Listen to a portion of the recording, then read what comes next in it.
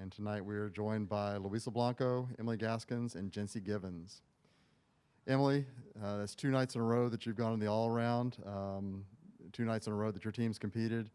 Obviously, that's something you don't do all the time. It's a tough thing to do, but I would have to think it was worth it tonight.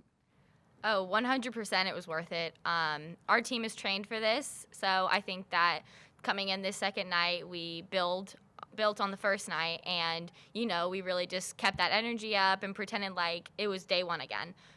So it's 100% worth it, and I'm super excited for us to go do even better in Texas.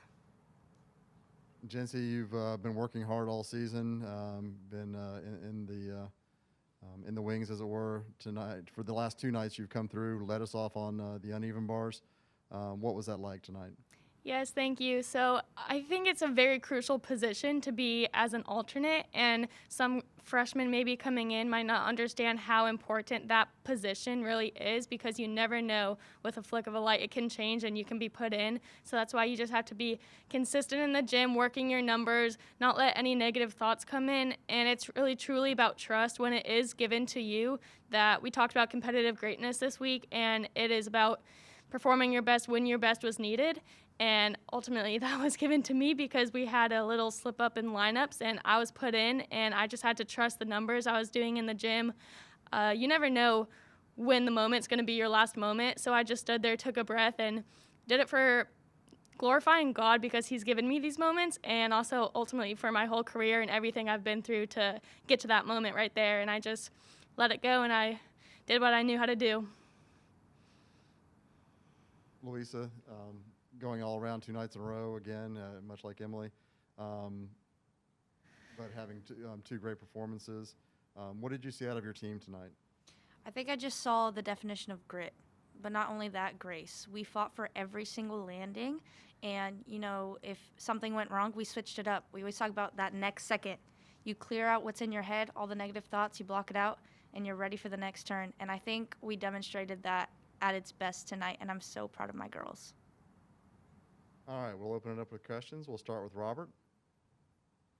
Hey, Luisa, could you say how excited you are to go back to your home state for the NCAA championship semifinals? It's so great to be home, but not only to be home with my sisters. I'm so excited, and I cannot wait to be back in Fort Worth. All right, Mikey, go ahead.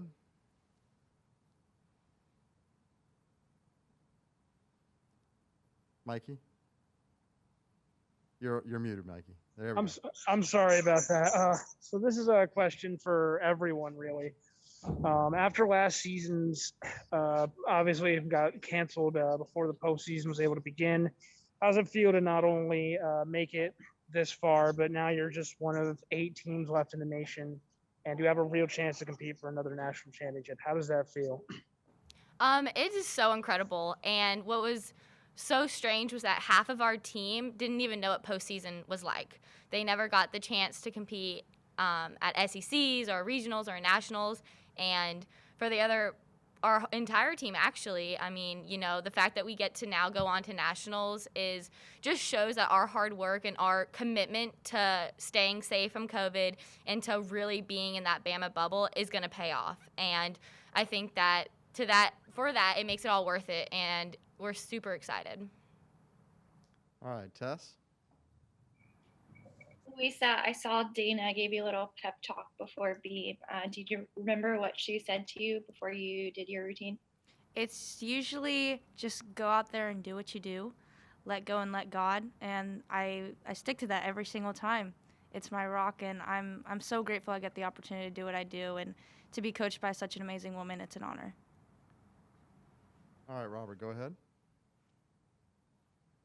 This is for all of you guys. So you guys closed out the first half of the meet on beam with a season low score, but then you guys had 2 solid scores on the vault and the floor exercise. What was the mentality like going into the second half of the meet? We just flipped the switch. We were like, all right, we got this. Let's go, Bama. This is our house. No one's taking this away from us. And we went into this, we are the Crimson Tide, and we're going to go show the arena and show every other team here who we are, and we're going to fight. Ryan, go ahead. Yeah, just overall this season, you kind of mentioned it before. It's been a whirlwind with every sport with COVID, and to get past that, it seems like one fight on its own. What does that show of how hard it was just to get through that? And it seems like Alabama in general knows how to get through, not get through, but to succeed this year. Is it just in the water here at Alabama this year with every sport almost? I think it just shows how dedicated we are to our program. We do what we need to do in order to stay safe, follow the protocols, take all the necessary tests for COVID, and we stay in our bubble.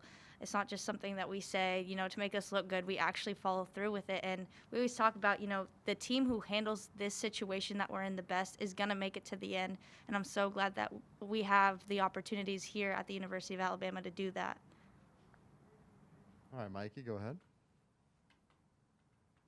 Yeah, this is about after the meet. You had that tribute with the plaid hats to Fluff. So just kind of like take me through, what's going through your head from your perspectives when the whole team decided to honor him there. I would say that he is someone who is known around the campus. I know I've had classes with him, and so has our other teammate, Lexi. And it's just, it's different when it's like you've heard him talk, you see his support to Alabama, and like the least we could do as a school, as a program, is give some back.